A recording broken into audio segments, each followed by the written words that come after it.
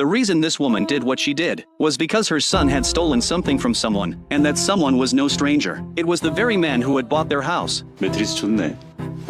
Every time the wife thought about that creep's face, it made her stomach turn. She couldn't let her son have any kind of mark on his record, so she went to see the man, swallowed her pride, and put on a smile, hoping he would let it go. But the man wouldn't budge. The wife let out a helpless sigh and glanced around nervously, as if she had made up her mind about something. Without a word, she took off her jacket. The man froze, right in the middle of their back and forth.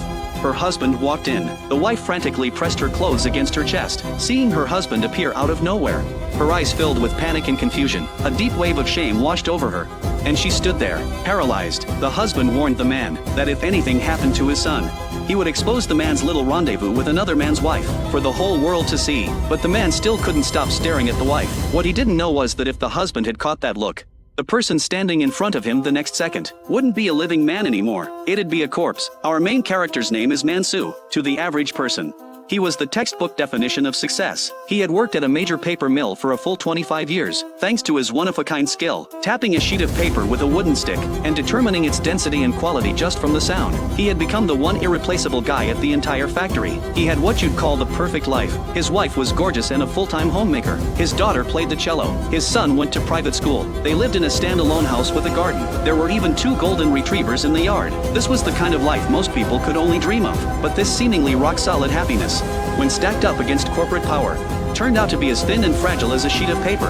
An American corporation bought out the paper mill entirely to push full automation. The new owners decided to lay off every older, higher-paid employee. Man-soo had just won the annual Master Papermaker Award. He didn't even get the chance to hand off his work. He was simply shown the door. 너 혹시 장어 선물 받았냐? 아니지. In that moment, it all clicked for him. To their credit, the company tried to be somewhat humane, to ease the blow for the fired workers. They arranged a psychology seminar. The speaker noticed how down Man-soo looked, and immediately came over to offer some encouragement.